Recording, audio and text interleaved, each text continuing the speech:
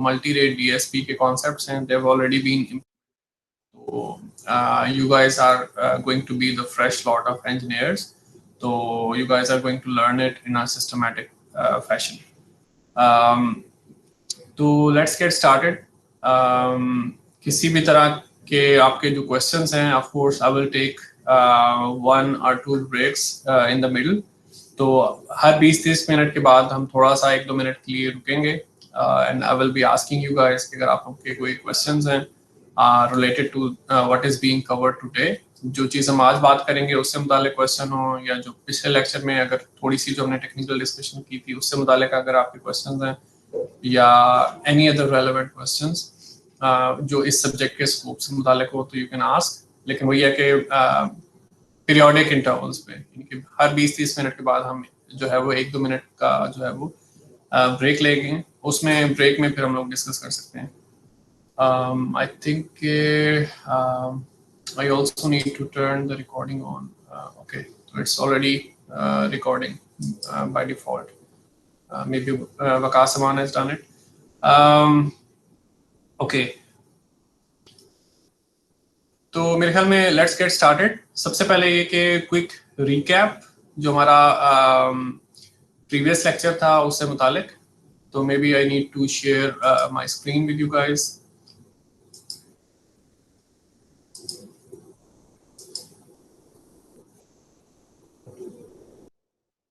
तो I assume कि my screen is visible to you guys now.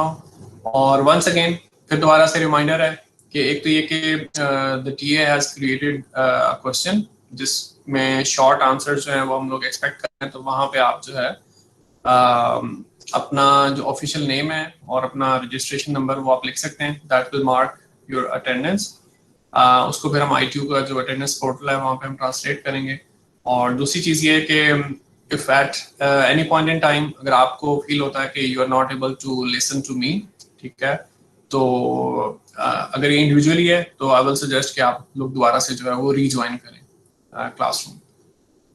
Okay, सबसे पहले ये कि quick recap of what we did last time. अब इसमें थोड़ा सा आप कह लें कि इनकन्वीनियंस क्या आएगी कि I am a bit struggling to write the equations in the most efficient way.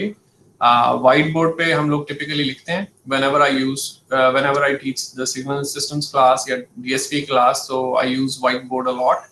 तो अब यहाँ पे whiteboard की replacement जो है it is turning out to be difficult. तो आज मैं थोड़ा सा एक मुख्तलिफ चीज़ करने की कोशिश कर रहा हूँ. Let's see how it goes. कोशिश ये कि जो चीज़ भी आपको जो है वो टेक्स्ट बुक की सॉफ्ट फॉर्म में हम इक्वेशंस वगैरह दिखा रहे हैं तो हम उसको थोड़ा सा खुद से लिख के उसकी प्रैक्टिस करने की कोशिश करें, क्योंकि that's the best way to learn something new. ठीक है, तो जो मैथमेटिकल लैंग्वेज है वो जब तक आप लिखेंगे नहीं तब तक आप कह लेंगे उसको आप अप्रिशिएट नहीं कर सकते, और तब तक आपका जो है वो जो हेजिटेशन है वो खत्म नहीं होगी. तो क्विक रिकैप पुराने जो हमारा प्रीवियस लेक्चर है उसमें हमने क्या किया था, हमने डिस्क्रीट टाइम सिग्नल्स की जो एसेंशियल जो फंडामेंटल्स हैं वो डिस्कस की थी. तो व्हाट डिड वी डू, हम लोगों ने मेरे ख्याल में जो ब्रिक फंक्शंस हैं वो हम लोगों ने इंट्रोड्यूस करवाए. I am trying to write it here, लेकिन वही है कि performance is not very good. तो जो चीज़ मैंने यहाँ पे लिखी है तो that is del of n. What is that, हम इसको क्या कहते हैं, यूनिट सैंपल फंक्शन, या कई दफ़ा हम इसको कहते हैं कि यूनिट इम्पल्स फंक्शन. और फिर यू ऑफ एन हमने इंट्रोड्यूस किया था. तो यू ऑफ एन क्या था, that we call it unit step function, और इसको हमने डिफाइन कैसे किया था. तो परफॉर्मेंस इज नॉट गुड जो भी मैं लिखने की कोशिश कर रहा हूँ. तो u of n कैसा सिग्नल है, it is 0 for all values of n actually less than 0. तो इक्वालिटी नहीं है, तो अब लिखी गई है तो आप उसको इनके इग्नोर कर सकते हैं. और u of n is 1 for all values of n greater than equal to 0, यानी कि पॉजिटिव टाइम इंडिसेस के लिए जो है वो u of n जो है that is 1, otherwise it's 0. और del of n जो है इसको अगर हम डिफाइन करना चाहें तो कैसे हम डिफाइन करते हैं, हम कहते हैं कि del of n is 1 कब, जब आपका जो टाइम इंडेक्स है वो 0 है, और del of n जो है it is 0 otherwise, यानी कि आई विल राइट एल्सवेयर, ठीक है। बाकी सारे इंडिसेस के लिए del of n जो है वो 0 है। तो ये हमारे पास बिल्डिंग ब्लॉक्स हैं, ये ब्रिक्स की तरह ये फंक्शंस हैं जिसके जरिए हम कॉम्प्लिकेटेड फंक्शंस जो हैं वो कंस्ट्रक्ट कर सकते हैं बाद में, ठीक है। तो और फिर हमने इनके दरमियान रिलेशनशिप्स देखे थे। एक रिलेशनशिप तो ये है जो मेरे ख्याल में हमने पिछली दफा उसको एक्सप्लिसिटली मेंशन नहीं किया, लेकिन that relationship is easy to understand. It says कि अगर आपने यूनिट सैंपल फंक्शन कंस्ट्रक्ट करना है तो आप u ऑफ n जो है, जो यूनिट स्टेप फंक्शन है, उसमें से कौन सी चीज सब्ट्रैक्ट करेंगे? You will subtract the unit step function as well, लेकिन कैसा यूनिट स्टेप फंक्शन? जो कि थोड़ा सा शिफ्टेड है, दैट इज शिफ्टेड बाय 1। तो अगर आप u ऑफ n जो है, जो यूनिट स्टेप फंक्शन है, उसमें से same unit step function minus करें, लेकिन किस कंडीशन के साथ? कि आपका जो यूनिट स्टेप फंक्शन है तो that should be shifted towards right by 1, ठीक है। तो you get the delta function जो कि हमारा यूनिट सैंपल फंक्शन है। तो अब ये जो इक्वेशन आपको नजर आ रही है, तो डिस्क्रीट टाइम में we call it a difference equation. तो कंटिन्यूअस टाइम में जो इसका एनालॉग है, जो इससे मुशाबे जो चीज है, जो इससे मिलती जुलती चीज है, वो क्या है? डेरिवेटिव ऑपरेशन, जिसमें अगर आप यूनिट स्टेप फंक्शन का कंटिन्यूअस टाइम में डेरिवेटिव लें तो यू गेट एन इम्पल्स, ठीक है। तो यहाँ पे वही है कि डिस्क्रीट टाइम में there is no derivative, derivative के बजाय हम डिफरेंस फंक्शन की बात करते हैं। तो डिफरेंस फंक्शन जो है that gives you the difference function of unit step gives you the unit sample, ठीक है। तो अदर वे अराउंड क्या है? ये तो अभी हमने लिखा है कि u ऑफ n से आपने del ऑफ n कैसे ऑब्टेन करना है। तो अदर वे अराउंड में क्या होगा कि अगर del ऑफ n आपके पास है तो उससे u ऑफ n कैसे आपने बनाना है। तो उसके लिए भी हमने पिछले लेक्चर में देखा था कि there are two different ways, ठीक है, to relate the del and the unit step, ठीक है। तो let's write both of the ways one by one. एक वे ये है कि आप लिखें कि हमारे पास बहुत सारी शिफ्टेड इम्पल्सेस हैं, ठीक है, और हम उनको अगर ऐड करें तो हमारे पास यूनिट स्टेप बनता है। तो इसमें आपके पास जो लिमिट है वो n में नहीं है बल्कि k में है, and it starts from 0 and it goes till infinity. अब वही है कि लिखने में अगर ये चीज आप अप्रिशिएट नहीं कर पा रहे हैं because of the 2 days break, कि हमने पिछले लेक्चर में इसको थोड़ा सा एक्सपैंड करके देखा था, इसको अगर आप नहीं कर पा रहे हैं तो basically just try doing it right now, ठीक है। आप समेशन एक्सपैंड करें, इंडिविजुअल टर्म्स जो है वो लिखते जाएं, and then you will see कि सबसे पहली टर्म आपके पास del ऑफ n है, नेक्स्ट टर्म जो है वो del ऑफ n minus 1 है, उससे अगली जो टर्म है that is del n minus 2 and so on. तो this way you can construct a unit step function from unit impulse unit sample function. और जो दूसरा रिलेशनशिप था, व्हाट वाज दैट रिलेशनशिप? कि आप जो है वो u ऑफ n जो है वो लिखेंगे once again as a summation of impulses, लेकिन अब यहाँ पे आप कह लें कि ट्रिक है, ठीक है। और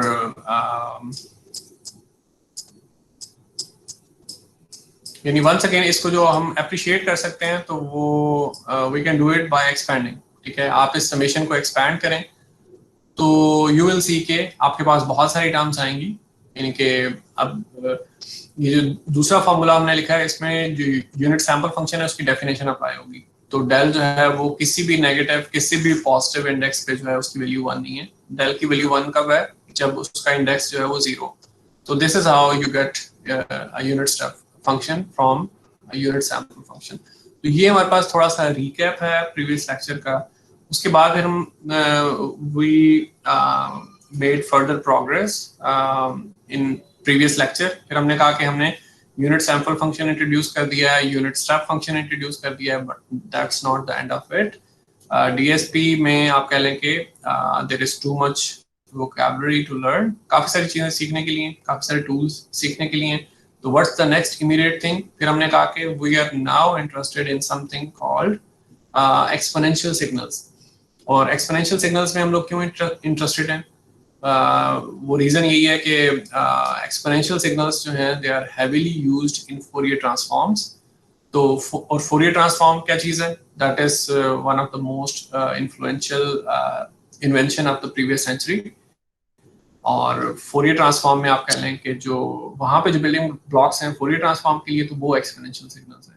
तो ऐसा नहीं है कि आप डेल से या यूनिट स्टेप फंक्शन से आप हर चीज़ बना सकते हैं। तो आपके जो ब्रिक्स हैं या बिल्डिंग ब्लॉक्स हैं वो इसके अलावा और भी हैं, ठीक है। तो we have to learn them one by one. जैसे आप वेवलेट ट्रांसफॉर्म जब सीखेंगे तो यू विल सी कि आपके बिल्डिंग ब्लॉक्स जो हैं वो थोड़े से मुख्तलिफ होंगे, या डिस्क्रीट कोसाइन ट्रांसफॉर्म में आपके बिल्डिंग ब्लॉक्स जो हैं वो थोड़े से मुख्तलिफ होंगे। तो जो एक्सपोनेंशियल फोरियर सीरीज है, एक्सपोनेंशियल फोरियर ट्रांसफॉर्म है, वहां पे जो आपके बिल्डिंग ब्लॉक्स हैं दोज आर एक्सपोनेंशियल सिग्नल्स। तो एक्सपोनेंशियल सिग्नल्स जो हैं उनकी अंडरस्टैंडिंग इंपॉर्टेंट है। तो एक्सपोनेंशियल सिग्नल्स, किस चीज को आप एक्सपोनेंशियल सिग्नल कह सकते हैं? एक तो ये चीज है जो मैं इस वक्त लिख रहा हूँ कि मैं लिखता हूँ कि e to j ओमेगा और फिर मैं लिखता हूँ कि n। इस चीज को भी हम एक्सपोनेंशियल सिग्नल कहते हैं। और कई दफा मैं लिखूंगा कि alpha raise to power n, तो इसको भी मैं एक्सपोनेंशियल सिग्नल कहूंगा। लेकिन उसमें जब कभी भी आप alpha raise to power n देखेंगे क्लासरूम सेटिंग में या अपने किसी एग्जाम में, तो आपको सेल्फ क्वेश्चन भी यही करना है कि इज अल्फा रियल और कॉम्प्लेक्स। तो अगर अल्फा रियल है तो दैट्स अ रियल एक्सपोनेंशियल, ठीक है, जिसका हमें पता है कि उसने या डिके करना है विद रिस्पेक्ट टू टाइम या फिर उसने ग्रो करना है विद रिस्पेक्ट टू टाइम। लेकिन जब अल्फा जो है it becomes a complex number, ठीक है, कि इफ अल्फा इज कॉम्प्लेक्स तो फिर हम अल्फा को यानी कि उसके रियल और इमेजिनरी पार्ट में ब्रेक कर सकते हैं, ठीक है, या फिर हम क्या कर सकते हैं उसको उसके मैग्नीट्यूड और फेज में आप स्प्लिट कर सकते हैं। तो यहाँ पे अगर मैं मैग्नीट्यूड और फेज में स्प्लिट करूँ, जैसे टेक्स्ट बुक में हमने स्प्लिट किया हुआ है कि अल्फा है तो उसका जो मैग्नीट्यूड है दैट इज अल्फा मैग्नीट्यूड, और उसका जो फेज है दैट इज थीटा, तो I will write e to j theta. तो ये हमारे पास जो अल्फा है उसकी पोलर फॉर्म में रिप्रेजेंटेशन आ गई है। तो जब आप अल्फा की वैल्यू जो है वो अल्फा का जो सिंप्लीफाइड एक्सप्रेशन है वहां पे पुट करेंगे तो फिर आपको क्या पता चलेगा कि अल्फा है और फिर e to j थीटा है और this whole thing raise to power n, ठीक है। और फिर आप जो है वो आइलर आइडेंटिटी वगैरह इस्तेमाल कर सकते हैं। तो आइलर आइडेंटिटी क्या चीज़ है जिसके जरिए आप जो है वो एक्सपोनेंशियल सिग्नल को कोसाइन और साइन की टर्म्स में लिख सकते हैं। तो आप लिखेंगे अल्फा और फिर raised power n of course, और फिर आप लिखेंगे कि कोसाइन थीटा n, ठीक है, और इसी तरह से फिर प्लस आप लिखेंगे जो इमेजिनरी पार्ट है आपके पास कि अल्फा रेज्ड पावर n और फिर साइन थीटा और n, और ऑफ कोर्स यहाँ पे आपको स्टार्ट में j लिखना पड़ेगा टू रिमाइंड योरसेल्फ के इमेजिनरी पार्ट है ये। तो अब यहाँ पे एक स्टेप मैंने थोड़ा सा स्किप किया है। वंस अगेन ये थोड़ा सा आप कह लें कि वो व्हाइट बोर्ड जैसी आप कह लें फ्लेक्सिबिलिटी नहीं है, तो जिसकी वजह से एक स्टेप जो स्किप हुआ वो ये कि जो हमने पहले लिखा था कि alpha magnitude e to j theta raised to power n, तो जब आप वो जो पावर है when you bring it inside तो मैग्नीट्यूड की पावर सेपरेट हो जाती है और e to j theta raised to power n, ठीक है, तो उसकी जो टोटल पावर बनेगी तो वो e to j theta n बन जाएगी। और फिर जब आप आइलर्स आइडेंटिटी इस्तेमाल करेंगे, Euler identity what does it से कि e to j theta n है, तो आइलर आइडेंटिटी के मुताबिक आपने इसको कैसे स्प्लिट करना है, real part which is cosine और ओमेगा n, ओमेगा नहीं है यहाँ पे थीटा है, और फिर प्लस j, और फिर आप लिखेंगे इसका जो इमेजिनरी पार्ट है विच इज साइन, और साइन के आर्गुमेंट्स में वही चीज है थीटा। ओके, तो वंस अगेन हो सकता है कि लिखने में थोड़ा सा आप कह लें कि कम्बरसम लग रहा हो, लेकिन actually it's not very complicated. आप सिर्फ और सिर्फ एक कॉम्प्लेक्स एक्सपोनेंशियल सिग्नल की बात कर रहे हैं। कभी हम उसको e to j omega n लिख सकते हैं, कभी हम उसको e to j theta n लिख सकते हैं, कभी हम उसको अल्फा रेज्ड पावर n लिख सकते हैं। These are just different notations, nothing to worry about. जो आप कह लें कि जो इसकी एसेंस है, जो इसकी प्रॉपर्टीज हैं, दे रिमेन द सेम। तो अब ये सब कुछ लिखने का मकसद क्या था, क्योंकि आगे हमने थ्रू आउट जो है वो फोरियर ट्रांसफॉर्म और उसके जो वेरिएंट्स हैं उसको काफी डिटेल से डिस्कस करना है। इस वजह से कॉम्प्लेक्स एक्सपोनेंशियल सिग्नल्स जो हैं they are important to us, तो जिसकी वजह से हम इन पे टाइम लगाना चाह रहे हैं। तो अब ये कि जो कॉम्प्लेक्स एक्सपोनेंशियल सिग्नल्स हैं डिस्क्रीट टाइम में तो हमने पिछले लेक्चर में भी थोड़ा सा हिंट दिया था कि उनकी कुछ प्रॉपर्टीज जो हैं मुख्तलिफ हैं from their analog counterparts. अब मैं यानी कि एग्जैक्टली मैं किस चीज की बात करना चाह रहा हूँ, स्टे फोकस्ड। अगर आप लिखते हैं ना e to j omega t जो कि कॉम्प्लेक्स एक्सपोनेंशियल है कंटिन्यूस टाइम में, और दूसरी तरफ आप लिखते हैं e to j omega n जो कि कॉम्प्लेक्स एक्सपोनेंशियल है डिस्क्रीट टाइम में, तो इनकी जो प्रॉपर्टीज हैं उनमें कुछ इंपॉर्टेंट कुछ डिफरेंस, जैसे e to j omega t जो है वहां पे जो ओमेगा है यानी कि कंटिन्यूस टाइम में जो साइनोसाइड्स हैं या कॉम्प्लेक्स एक्सपोनेंशियल्स हैं उनकी जो फ्रीक्वेंसी है तो उसके कौन से यूनिट्स हैं, रेडियंस पर सेकंड, वो हमने पिछले लेक्चर में भी थोड़ा सा वर्कआउट किया था। और डिस्क्रीट टाइम में जो हमारे पास कॉम्प्लेक्स एक्सपोनेंशियल है e टू जे ओमेगा है, वहां पे जो फ्रीक्वेंसी है ओमेगा उसके यूनिट्स हैं रेडियंस। तो वो इस वजह से कि कंटिन्यूस टाइम में जो हमारे पास स्मॉल टी है variable which represents the continuous time, उसके यूनिट सेकंड्स में थे, जबकि डिस्क्रीट टाइम में जो n है हमारे पास टाइम वेरिएबल तो इट इज यूनिटलेस, उसके कोई यूनिट्स नहीं है बल्कि उसके n is just an integer. और रिलेशनशिप क्या था किसी भी कंटिन्यूस टाइम सिग्नल और डिस्क्रीट टाइम में, रिकॉल फ्रॉम योर मेमोरीज कि हम क्या लिखते थे, हम लिखते थे कि x ऑफ n आपको कैसे मिलता है, यानी कि डिस्क्रीट टाइम सिग्नल आपको कैसे मिलता है कि आपके पास जो कंटिन्यूस टाइम सिग्नल है x, ठीक है, आप उसको जो कैपिटल T एक टाइम पीरियड आप सेट करते हैं उसके मल्टीपल्स पे आप उसको इवेलुएट करते हैं। तो कंटिन्यूस टाइम सिग्नल की अगर आप पीरियोडिक सैम्पलिंग करें तो आपके पास डिस्क्रीट टाइम सिग्नल आता है। तो capital T is called sampling period, 1/t is called sampling frequency, ठीक है, ये सैम्पलिंग रेट कई दफा हम इसको कहते हैं। तो क्योंकि t और n डिफरेंट है, स्मॉल t और स्मॉल n की बात कर रहा हूँ मैं, तो जिसकी वजह से जो ओमेगा है कंटिन्यूस टाइम में और डिस्क्रीट टाइम में उनकी यूनिट्स मुख्तलिफ हैं। एक फर्क तो ये है। अब दूसरा फर्क क्या है, लेट्स टॉक अबाउट इट। दूसरा फर्क ये है कि let me right it down, चलें।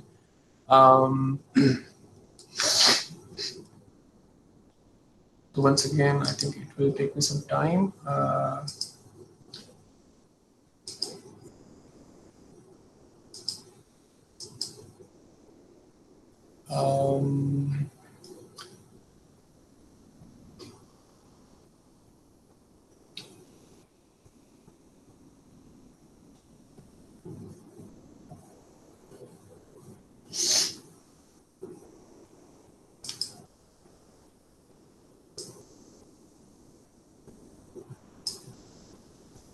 चले हमारे पास नया पेज आ गया, तो अब हम यहाँ पे लिखते हैं। तो I am going to write down the differences between the complex exponentials जो कि कंटिन्यूस टाइम में है और कॉम्प्लेक्स एक्सपोनेंशियल्स जो कि डिस्क्रीट टाइम में है, ठीक है। तो पहला डिफरेंस क्या था कि ओमेगा जो है उसके जो यूनिट्स हैं वो रेडियंस पर सेकंड में है कंटिन्यूस टाइम में, और दूसरा डिफरेंस ये था कि जो डिस्क्रीट टाइम है वहाँ पे जो ओमेगा है उसके जो यूनिट्स हैं वो रेडियंस में है। अब नेक्स्ट थिंग, जो कंटिन्यूस टाइम है तो वहाँ पे और कौन सी चीज़ें थी कि जो हमारे पास स्मॉल टी वेरिएबल है वी सेट के it belongs to the set of real numbers, और डिस्क्रीट टाइम में जो हमारे पास स्मॉल n वेरिएबल है उसके बारे में वी नो कि it belongs to the set of integers. और मजीद क्या चीज़ है, मजीद ये है कि जो स्मॉल ओमेगा है यानी कि जो फ्रीक्वेंसी है कंटिन्यूस टाइम में it is also a real number, ठीक है, it also belongs to the set of real numbers. और जो डिस्क्रीट टाइम में जो फ्रीक्वेंसी है, अब यहाँ पे काफी यानी कि आप कह लें कि हैरान होने की जरूरत है क्योंकि this is really an eye opener. तो that belongs to a small set, ठीक है, जो कि हाफ ओपन हाफ क्लोज है।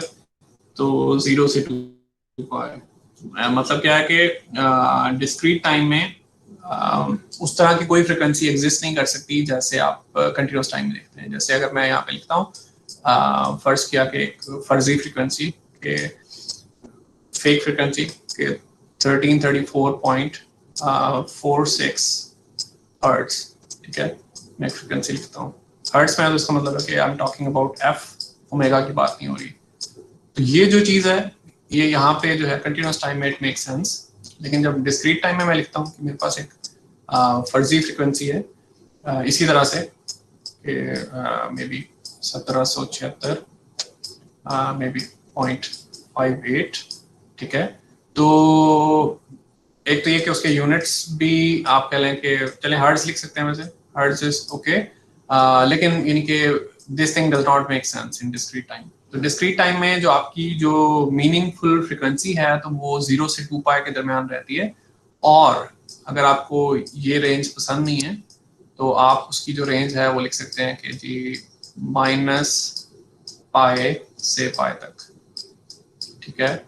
या अगर आपको ये रेंज भी पसंद नहीं है तो आप लिख सकते हैं, फर्ज किया एज्यूम कर रहा हूँ, आप लिख सकते हैं कि 7 पाई से 8 पाई तक, बल्कि 8 तो नहीं होगा क्योंकि 2 पाई आपने टोटल करना है, तो इसको आप 9 कर लेंगे, 9, ठीक है।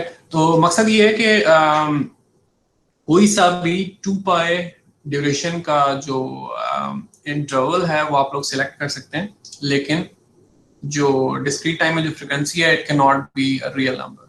तो ये चीज इंपॉर्टेंट है। तो अभी तक मैं सिर्फ इसी चीज पे एम्फसाइज कर रहा हूँ कि डिस्क्रीट टाइम में जो आपकी ये पर्टिकुलर जो ये मामला है तो ये इस तरह से, अब ये क्यों है, अब हम इस पे आते हैं कि ऐसा क्यों है कि डिस्क्रीट टाइम में जो आपकी फ्रिक्वेंसी है why is it not a real number? So let's talk about it now. तो उसमें मामला ये है कि डिस्क्रीट टाइम में एक आप कह लें कि जो यानी ये आप कॉम्प्लेक्स एक्सपोनेंशियल लिखते हैं e⁻ ओमेगा नॉट n। तो यानी हमारी जो पुरानी डिस्कशन है तो मे बी हम इसको इस तरह से स्टॉप करते हैं ताकि आप यानी ये ना समझें कि यहाँ पे कोई इनकंसिस्टेंसी है, ठीक है। तो इस वजह से मैंने यहाँ पे लाइन ड्रॉ कर दी है। अब हम एक नई बात शुरू कर रहे हैं। हम कह रहे हैं कि डिस्क्रीट टाइम में कॉम्प्लेक्स एक्सपोनेंशियल जो है it is e⁻ omega naught omega n, ठीक है। तो अब इसमें एक इंटरेस्टिंग बात ये है कि अगर आप किसी भी वजह से ये जो ओमेगा है इसको अगर आप चेंज करेंगे, ठीक है, आप ओमेगा के बजाय लिखेंगे ओमेगा प्लस 2 पाई, तो you will see something interesting कि यही जो आपके पास कॉम्प्लेक्स एक्सपोनेंशियल का एक्सप्रेशन है वहां पे आप ओमेगा के को रिप्लेस कर दें विद ओमेगा प्लस 2 पाई। आप कह रहे हैं कि जहां जहां ओमेगा है तो वहां मैंने ओमेगा प्लस 2 पाई कर दिया है। आई जस्ट वांट टू सी के व्हाट हैपेंस। तो समथिंग इंटरेस्टिंग हैपेंस। जब इस तरह से होता है तो आपके पास ये सिचुएशन है, and then if you write it further तो आपको पता चलता है कि e⁻ ओमेगा n, पहली टर्म को आप अलग कर लेते हैं, फिर दूसरी टर्म जो है वो प्रोडक्ट में आती है e⁻ 2 पाई n। तो इंटरेस्टिंगली ये जो दूसरी टर्म है that goes away, it turns out to be 1, ठीक है। क्यों? क्योंकि e⁻ 2 पाई n जो है इसको जब आप आइलर आइडेंटिटी के जरिए एक्सपैंड करेंगे तो यू विल सी के cosine 2 pi n plus j sign 2 pi n। तो कोसाइन और साइन दोनों जो हैं वो 2 पाई के मल्टीपल्स पे दे आर 1, तो जिसकी वजह से दिस टर्म इज गॉन। तो इवेंचुअली आपको क्या पता चला कि अगर आपके पास एक कॉम्प्लेक्स एक्सपोनेंशियल है और अगर आप उसकी जो भी फ्रिक्वेंसी है ओमेगा, हम उसको यानी वेरिएबल सपोज कर रहे हैं तो हम उसकी एक्चुअल वैल्यू में इंटरेस्टेड नहीं, whatever the value is we are not interested. तो अगर आप ओमेगा में 2 पाई की शिफ्ट ऐड करेंगे तो you will be getting the same signal back, ठीक है। तो इसको मैं बार बार रिपीट कर रहा हूँ क्योंकि इट्स रियली इंपॉर्टेंट पॉइंट, ठीक है, कि कॉम्प्लेक्स एक्सपोनेंशियल में कोई से भी ऐसे दो सिग्नल्स जिनकी फ्रीक्वेंसीज आपस में 2 पाई अपार्ट हैं, ठीक है, तो दो signals are indistinguishable, it is one and the same signal, ठीक है। तो ये वो रिजल्ट है जिसकी बेस पे हम लोग कह रहे हैं कि डिस्क्रीट टाइम में जो कॉम्प्लेक्स एक्सपोनेंशियल्स हैं उनकी जो फ्रीक्वेंसी है उसकी मीनिंगफुल रेंज 0 से 2 पाई है, या -पाई से पाई है, या 7 पाई से 9 पाई है, या 9 पाई से 11 पाई है। तो आप कोई सा भी इंटरवल ले सकते हैं लेकिन 2 पाई उसकी विड्थ होनी चाहिए। तो उससे जब आप विड्थ इंक्रीज करेंगे तो आपके पास आप कह लें कि रेपिटेशन आना शुरू हो जाएगी। कोई सी भी फ्रिक्वेंसी आप जहन में एज्यूम करेंगे, आप कहते हैं कि I have in mind the frequency, उसको जो भी यानी आप ओमेगा कह लें, तो जब आप उसमें 2 पाई की शिफ्ट ऐड कर रहे हैं या 2 पाई सब्ट्रैक्ट कर रहे हैं तो you will be getting the same signal back. So that's the reason कि आपके पास डिस्क्रीट टाइम में डिस्क्रीट टाइम कॉम्प्लेक्स एक्सपेंशंस की जो रेंज है वो 0 से 2 पाई है फॉर द फ्रीक्वेंसी. तो ये एक चीज हो गई. अब हम अगली चीज पे मूव करते हैं विच इज एक और जो स्ट्रेंज आप कह लें कि फिनोमेना है विद द कॉम्प्लेक्स एक्सपेंशंस. तो एक दो फर्क तो हम बता चुके हैं पहले कि जो फ्रीक्वेंसी है उनकी यूनिट्स मुख्तलिफ हैं कंटिन्यूस टाइम में और डिस्क्रीट टाइम में. और फिर ये कि फ्रीक्वेंसी की जो वेरिएबल की जो नेचर है वो मुख्तलिफ है. कंटिन्यूस टाइम में जो फ्रीक्वेंसी वेरिएबल है that is a real number और डिस्क्रीट टाइम में जो फ्रीक्वेंसी वेरिएबल है that takes values from a finite set. ठीक है, क्लोज सेट. ठीक है. अब तीसरा डिफरेंस क्या है वो ये कि कंटिन्यूस टाइम से में जो कॉम्प्लेक्स एक्सपोनेंशियल्स हैं तो they are always periodic. Discrete time में मामला ये है कि दे मे और मे नॉट बी पीरियोडिक. ठीक है, तो ये एक बड़ा इंपॉर्टेंट डिफरेंस है. तो ज़हन में रखें कि डिस्क्रीट टाइम में हर कॉम्प्लेक्स एक्सपोनेंशियल सिग्नल जो है वो पीरियोडिक नहीं होगा. ठीक है, तो वो क्यों नहीं होगा, किस वजह से नहीं होगा, तो लेट्स टेक अ लुक. ठीक है.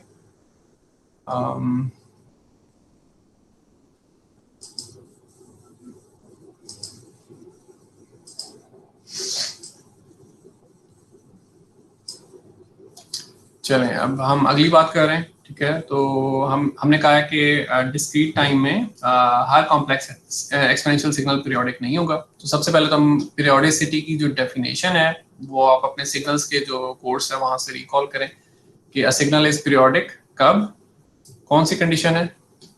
अब यहाँ पे यानी कि लिखना डिफिकल्ट है तो इस वजह से मैं पूरा सेंटेंस यहाँ पे नहीं लिख रहा हूँ.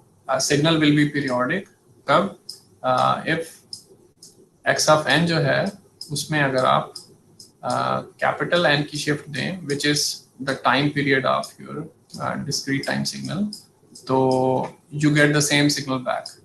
ठीक है, तो ये हमने पीरियोडिसिटी की डेफिनेशन लिखी है. तो that is coming from your signals class. ठीक है, तो कैपिटल एन जो है यहाँ पे तो ये क्या चीज है, that is the time period of your signal. तो ये डेफिनेशन हम लोगों ने अप्लाई करनी है कॉम्प्लेक्स एक्सपोनेंशियल सिग्नल्स पे. ठीक है, तो आप कॉम्प्लेक्स एक्सपोनेंशियल सिग्नल्स पे भी ये डेफिनेशन अप्लाई कर सकते हैं. आप जो रियल आपके पास जो साइनोसाइड्स हैं उन पे भी आप ये डेफिनेशन अप्लाई कर सकते हैं. तो let's apply this definition on a cosine signal कि मेरे पास एक सिग्नल है which is cosine of omega n plus theta.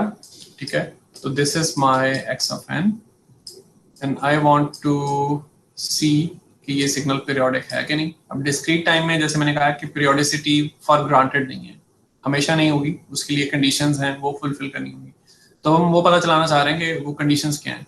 तो अगर आप जो है वो इस पर्टिकुलर एक्स ऑफ एन के लिए x of small n plus capital n अगर आप जो है वो इवेल्युएट करेंगे तो what is that you are going to get कि कोसाइन के एक्सप्रेशन को एक्सपैंड करें, वहां जहां जहां स्मॉल एन है तो वहां पे उसको एन प्लस कैपिटल एन से रिप्लेस कर दें.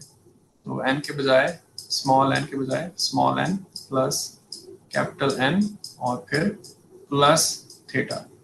तो अब इसी एक्सप्रेशन को थोड़ा सा इनके रीराइट करके देख लें कि cosine omega small n plus omega capital n plus theta. तो हम यहाँ तक आ गए.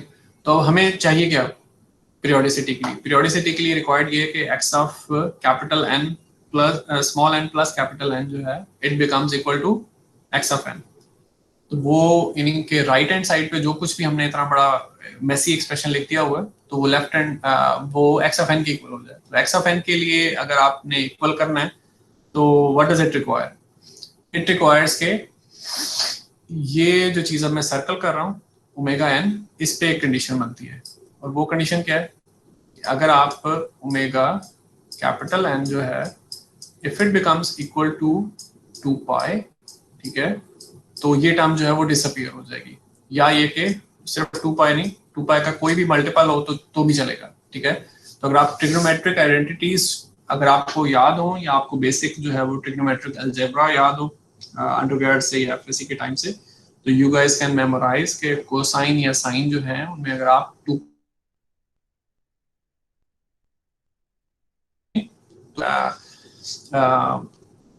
यानी एक स्पेसिफिक मामला है जिसमें इनके कोसाइन और साइन में कोई चेंज नहीं आती अगर आप उसमें 2 पाई प्लस 2 पाई या माइनस 2 पाई या उसके मल्टीपल्स की कोई चेंज देते हैं। तो इवेंचुअली अब जिस चीज को मैं यहाँ पे बॉक्स कर रहा हूँ तो ये हमारे पास कंडीशन है और periodicity of a discrete time signal. कि डिस्क्रीट टाइम सिग्नल जो है वो अगर पीरियोडिक होगा तो it should satisfy this condition. अब इस कंडीशन में क्या चीज है, इट्स बेसिकली एन इक्वालिटी। ठीक है, तो जब भी आप लोग एग्जांपल्स या प्रॉब्लम सॉल्व कर रहे होंगे तो you will be given an explicit expression of a cosine या साइन, तो उसमें फ्रीक्वेंसी आपको गिवन होगी और फिर इस ये जो बॉक्स में जो कंडीशन है what does that tell you, के क्या चीज है, के इज जस्ट एन इंटीजर। ठीक है, तो for integer k and for a given omega, ठीक है, यू हैव टू सी कि आपका जो कैपिटल एन है what kind of number it turns out to be. और एन के बारे में जो कि टाइम पीरियड है हमारे पास डिस्क्रीट टाइम सिग्नल के लिए, तो एन पे हमारी कंडीशन ये है कि एन बिलोंग्स टू इंटीजर्स। यानी कि डिस्क्रीट टाइम सिग्नल्स में जो टाइम पीरियड है it should B N integer value और इसके जो यूनिट्स हैं, यूनिट्स क्या हैं, इसके यूनिट्स हैं सैंपल्स। ठीक है, मिसाल क्या है कि इफ n जो है it turns out to be 4, that means के जो भी फ्ला x of n है उसका जो टाइम पीरियड है वो 4 सैंपल्स है। या अगर n जो है turns out to be 7 तो उसका मतलब है कि फ्ला x of n का जो टाइम पीरियड है वो 7 सैंपल्स है। तो n इंटीजर होना चाहिए, उसके यूनिट्स हैं वो सैंपल में। तो ये जो कंडीशन हमने यहाँ पे बॉक्स में लिखी हुई है, तो अगर ये कंडीशन सेटिस्फाई होगी तो n will turn out to be an integer।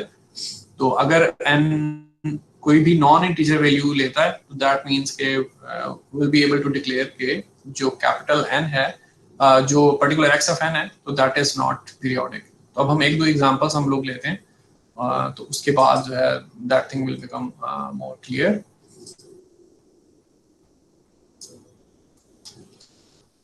तो फर्स्ट एग्जांपल कि मैं यहाँ पे लिख रहा हूँ एक cosine signal when I try to write fast, तो फिर यहाँ पे चीजें जो है वो थोड़ा सा खराब होती हैं, इनके अच्छा नहीं लिख सकते हम लोग। तो कोसाइन पाई बाय एक एक्स ऑफ एन है, हमने पता चलाना है कि इफ इट इज पीरियोडिक और नॉट। ठीक है, तो ये जो सारी चीज है जिसको मैंने अभी वाजे किया है, तो ये चीज है हमारे पास ओमेगा एन। ठीक है, तो या तो ओमेगा एन है और यहाँ से आप इजीली रीड कर सकते हैं कि ओमेगा क्या है। तो आप इसको फौरन पता चला सकते हैं कि ओमेगा क्या चीज है, ओमेगा इज पाई बाय 4। तो फिर आपकी कंडीशन क्या है कि ओमेगा और capital N should be 2 pi k. ठीक है, कि ओमेगा कैपिटल एन जो है it should be equal to 2 pi k. Omega क्या है आपके पास, दैट इज पाई बाय 4 और फिर आपके पास कैपिटल एन है और फिर 2 पाई के। ठीक है, तो पाई विल गेट कैंसल विद पाई और आपके पास इवेंचुअली जो n है वो क्या आ रहा है आपके पास, that is equal to 8k। ठीक है, अब k जो है उसकी वैल्यूज जो है वो इंटीजर्स में है, k also belongs to set of integers. तो टिपिकली जब आपके पास ये यहाँ तक आप पहुंच जाते हैं तो you put typically you put k equal to 1। आपने k को 1 2 3 कुछ भी इनके उसकी इंटीजर वैल्यूज हैं, ऐसी इंटीजर वैल्यू पुट करनी है कि आपके पास जो कैपिटल n है वो इंटीजर आ जाए। तो यहाँ पे अगर हम k को 1 पुट करेंगे तो n will turn out to be 8। तो दैट मींस कि इस पर्टिकुलर सिग्नल का जो टाइम पीरियड है वो 8 है and that signal is periodic with time period 8 samples. ठीक है, तो ये हमारे पास एक एग्जांपल होगी। अब हम नेक्स्ट एग्जांपल देखते हैं, कोसाइन है और आपके पास अब हम लिखते हैं कि 1/8n। तो इस तरह का हमारे पास कोसाइन है तो इसमें आप इमीडिएटली जो है वो रीड कर सकते हैं कि जो ओमेगा है व्हाट इज दैट कंपैरिजन से। ओमेगा जो है यहाँ पे 1/8 है। अब फिर दोबारा से आप वो कंडीशन लिखें कि omega capital n equals 2 pi k. ठीक है, और फिर ओमेगा जो है आपके पास 1/8 है, n है और फिर इक्वल्स 2 पाई के। तो अब जब आप चीजों को सिंप्लीफाई करेंगे तो यू विल सी के पाई के, ठीक है। तो यहाँ पे अब हमारे पास थोड़ी सी आई ओपनिंग सिचुएशन है, क्योंकि के जो है it can only take integer values. तो आप के की वैल्यू जो मर्जी रख लें, माइनस इन्फिनिटी से प्लस इन्फिनिटी तक, तो it will not be able to cancel the pi which we have in the numerator.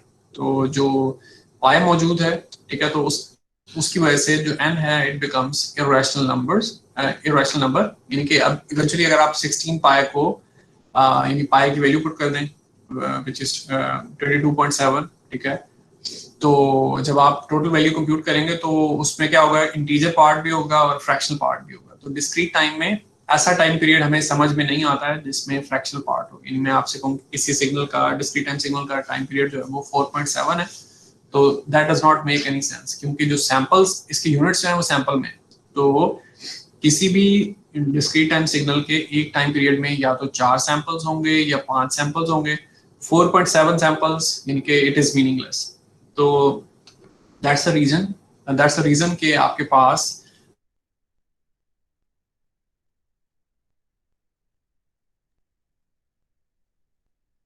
Integer के पुट करके ही आपके पास कैपिटल N जो है वो इंटीजर, दैट मींस के जो given x that is, otherwise it's aperiodic.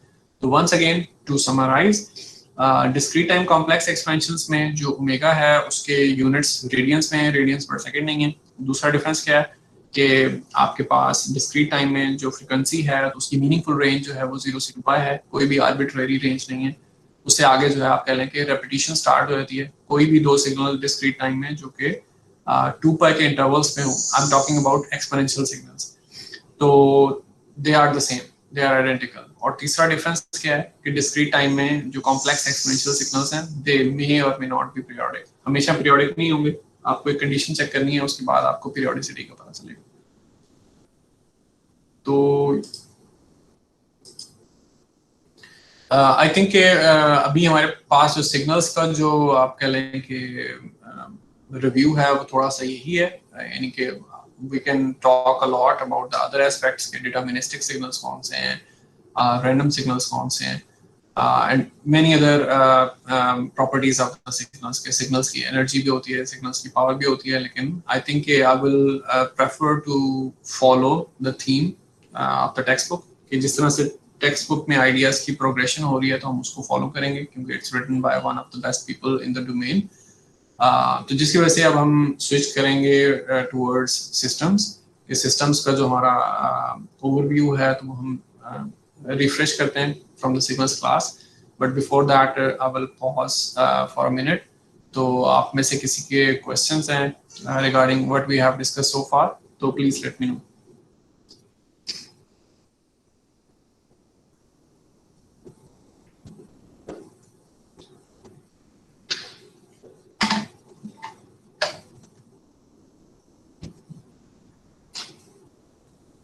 तो आप लोग मौजूद हैं, ऑनलाइन हैं, या are you guys doing something else? Yes, sir. Very good. I admit के ऑनलाइन क्लासेस में it's difficult to stay focused, तो but please try to stay focused. Next thing जो हमारे पास अगली चीज़ है हमारे आज के एजेंडा में, उस पर हम बात करते हैं, जो कि हमारे पास सिग्नल्स सिस्टम है, ठीक है। तो उसके बारे में हम बात करते हैं। तो जब कभी आपको मेरी जो स्क्रीन में शेयर कर रहा हूँ वो नज़र नहीं आया तो please let me know so that I can take some measures.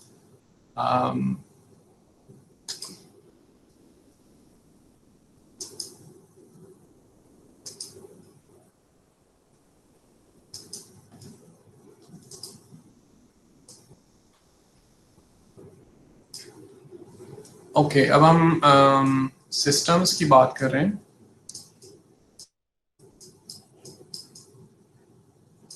तो सिस्टम्स में over the time you will see कि हमारा फोकस एक खास किस्म के सिस्टम्स पे हो जाएगा जिनको हम LTI सिस्टम्स कहते हैं।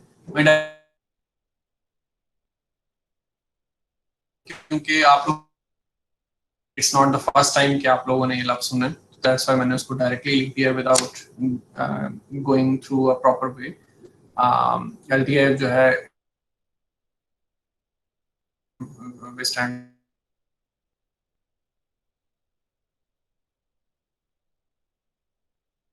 to talk about the system.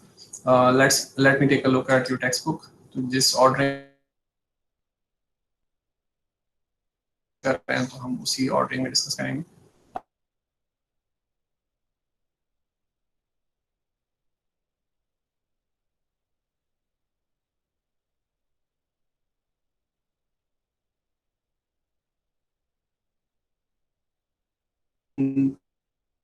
की peculiarities हैं, यानी कि उनमें कुछ abnormal किस्म के आप कह लें properties हैं जो कंटिन्यूस कॉम्प्लेक्स एक्सपोनेंशियल्स में नहीं है, जो हम पहले बात कर चुके हैं कि फ्रीक्वेंसी जो है उसकी यूनिट्स रेडियंस में है, रेडियंस पर सेकंड के बजाय जो ओमेगा है उसकी रेंज 0 से 2 पाई तक है instead of the whole set of real numbers.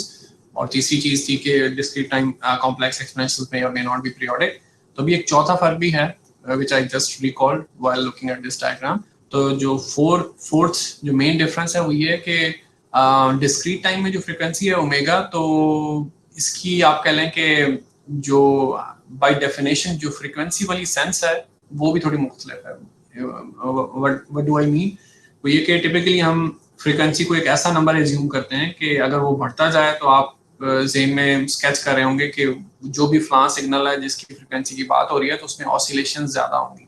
जैसे मैं आपसे कहूँ कि मेरे पास एक x(t) है जिसकी फ्रीक्वेंसी जो है वो 10 हर्ट्ज है, और मैं आपसे कहता हूँ कि मेरे पास एक y(t) है जिसकी फ्रीक्वेंसी 100 हर्ट्ज है. तो मैं आपसे पूछता हूँ कि किस में ऑसिलेशन ज़्यादा होंगी अगर हम स्केच करें. तो ऑफ कोर्स इनके all of you guys will be telling me कि जो 100 हर्ट्ज का जो y(t) है जिसकी फ्रीक्वेंसी 100 हर्ट्ज है, तो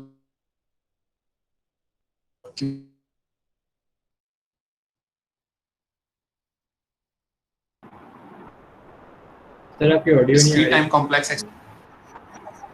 हेलो सर आपकी ऑडियो लैग हो रही थी. चलें, अगर सिर्फ एक ही स्टूडेंट को मसला है या ज्यादा स्टूडेंट्स को मसला है? नहीं सर, वो आपकी कभी क्लियर आती है कभी नहीं आती, और अभी जो आपने डिफरेंसेस समझाए हैं उसके पता नहीं चला कि आप पहले क्या कह रहे थे, तो वो मिस हो गया बीच में थोड़ा सा.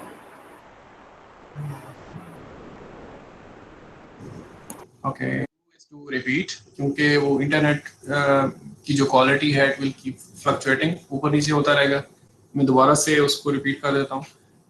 Discrete time complex exponential signals जो हैं उनमें उनके 4 मेन डिफरेंसेस हैं compare to continuous time complex exponentials. 4 फर्क हैं. एक तो ये कि यूनिट्स मुख्तलिफ हैं फ्रीक्वेंसी के, रेडियंस पर सेकंड नहीं है, रेडियंस में है. दूसरा फर्क ये है कि जो डिस्क्रीट टाइम कॉम्प्लेक्स एक्सपोनेंशियल्स हैं उनमें जो फ्रीक्वेंसी है तो वो पूरी रियल नंबर्स की रेंज को कवर नहीं करती है, बल्कि सिर्फ 0 से 2 पाई की रेंज में है. उसके बाद रेपिटेशन स्टार्ट हो जाती है. कोई से भी दो डिस्क्रीट टाइम कॉम्प्लेक्स एक्सपोनेंशियल्स जो आपस में 2 पाई अपार्ट हों तो दे लुक आइडेंटिकल. और फिर तीसरा फर्क ये था कि डिस्क्रीट टाइम सिग्नल्स जो हैं they are not always periodic. कुछ केसेस में वो पीरियोडिक होंगे, कुछ केसेस में नहीं होंगे. अब चौथा फर्क जो है वो हम अभी डिस्क्राइब कर रहे हैं. टेक्स्ट बुक पे एक डायग्राम है, उसको देख के मुझे याद आया. तो चौथा फर्क ये है कि डिस्क्रीट टाइम में जो फ्रीक्वेंसी की नोशन है जो वो अपनी डेफिनेशन से हट के है. इनके फ्रीक्वेंसी की डेफिनेशन क्या होती है कि हम फ्रीक्वेंसी को एक ऐसा नंबर समझते हैं कि अगर वो नंबर बड़ा होगा तो हम समझेंगे कि सिग्नल में ऑसिलेशन ज़्यादा है, और अगर वो नंबर छोटा होगा तो हम समझते हैं कि ऑसिलेशंस कम है. तो हम यही बात कर रहे थे कि अगर कंटिन्यूस टाइम में एक सिग्नल हो x(t) 10 हर्ट्ज हो और एक और सिग्नल हो y(t) जिसकी फ्रीक्वेंसी जो है वो 100 हर्ट्ज हो, तो जिसकी फ्रीक्वेंसी ज़्यादा है तो डेफिनेटली में ऑसिलेशन, हमारी अंडरस्टैंडिंग थी कंटिन्यूस टाइम में. डिस्क्रीट टाइम में आप कह लें कि इट्स अ मेजर सरप्राइज कि ऐसा मामला नहीं है. एक तो ये कि ओमेगा जो है it varies only on a small subset 0 से 2 पाई. तो अब इसमें मिनिमम और मैक्सिमम फ्रीक्वेंसी कैसे पता चलानी है, ये थोड़ा सा आप कह लें कि याद रखने वाली बात है. तो क्योंकि जब आप इसको प्लॉट करते हैं तो this kind of behaviour you get in the end. अब ये जो आप की पहली असाइनमेंट होगी तो उसमें यही जो फिगर अभी मैं टेक्स्ट बुक में आपको शो करूंगा, तो ये फिगर आप लोग जो है you guys are suppose to reproduce it. तो ये आपके पास फिगर है 2.5 इन द टेक्स्ट बुक, तो आप इसको रिप्रोड्यूस करेंगे तो you will be able to comprehend के what is going on here. तो डिस्क्रीट टाइम में आप कह लें समथिंग इज फिशी, और वो यही है कि जो आपके पास फ्रीक्वेंसी है ओमेगा, तो जब आप एक्चुअली मेरे पास कंप्यूटर जो है वो रीस्टार्ट हो गया हुआ है, तो अब मैं इट्स स्टिल टेकिंग टाइम, वहाँ पे कोई अपडेट्स वगैरह इंस्टॉल हो रही हैं, तो मैं अपने लैपटॉप से ज्वाइन किया है। तो मेरे ख्याल में लैपटॉप से जितना बाकी ड्यूरेशन है उसमें वो काम नहीं हो पाएगा जो मैं थोड़ा सा हैंड राइटिंग की जो मैं कोशिश कर रहा था। तो अब जो टेक्स्ट बुक है हमारी, वहाँ से जो हमारे पास जो कोर कॉन्सेप्ट्स हैं उनको हम गो थ्रू करते हैं। तो आई एज्यूम के अब आप सब लोगों को मेरी आवाज़ आ रही होगी। तो हम लोगों ने अभी जो है वो एक्सपोनेंशियल जो सिग्नल्स हैं डिस्क्रीट टाइम में, उनकी जो कोर जो करेक्टरिस्टिक्स हैं उनको समराइज किया था। उसमें भी वो करेक्टरिस्टिक्स जो कंटिन्यूस टाइम में जो उनके काउंटर पार्ट्स हैं उनसे मुख्तलिफ हैं।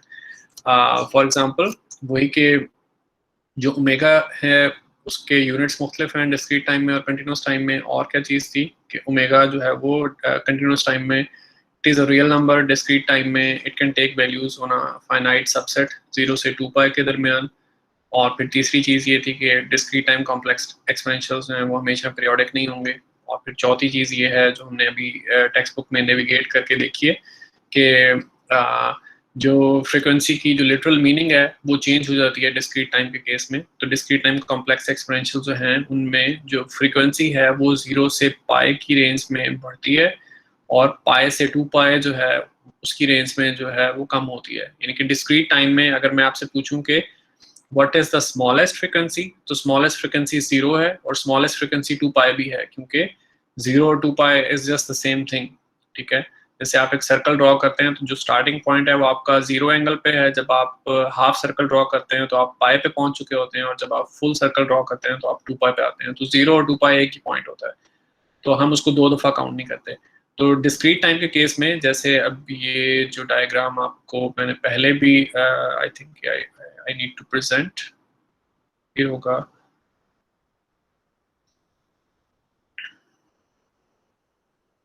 ओके। मेरे ख्याल में अब मेरी स्क्रीन जो है वो आप लोगों को नजर आ रही होगी। तो ओके राइट, तो डिस्क्रीट टाइम के केस में दैट्स द थिंग कि एक cosine of omega not an अगर आप प्लॉट करते हैं और पहली दफ़ा अगर आप ओमेगा नॉट को 0 पुट करते हैं या ओमेगा नॉट को आप 2 पाई पुट करते हैं तो you will get a plot like this जो हमें सबसे ऊपर नज़र आ रहा है। फिर जब आप ओमेगा नॉट को इंक्रीज कर रहे हैं तो यू विल सी के आपको फ्लक्चुएशंस या ऑसिलेशंस जो हैं वो बढ़ती हुई नजर आएंगी। और फिर जब आप जो है वो ओमेगा नॉट को फर्दर इंक्रीज करते हैं टुवर्ड्स पाई तो ऑसिलेशंस मजीद बढ़ चुकी हुई हैं, और इवेंचुअली जब आप ओमेगा नॉट को पाई सेट करते हैं तो आपके पास जो ऑसिलेशंस हैं वो मैक्सिमम हो चुकी हुई हैं। अब ऑसिलेशन मैक्सिमम होने का क्या मतलब है कि यानी बहुत क्विकली जो है वो आपके पास एक टाइम पीरियड जो है वो कंप्लीट हो जाता है। तो this is what we mean here.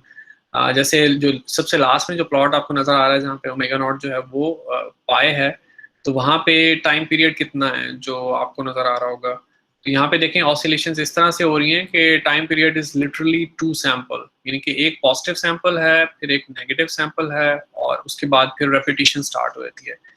तो यानी कि सिर्फ और सिर्फ 2 सैंपल्स के बाद जो है वो रेपिटेशन स्टार्ट हो रही है। तो स्मॉलेस्ट टाइम पीरियड मींस के आपके पास फास्टेस्ट जो है वो फ्रीक्वेंसी है।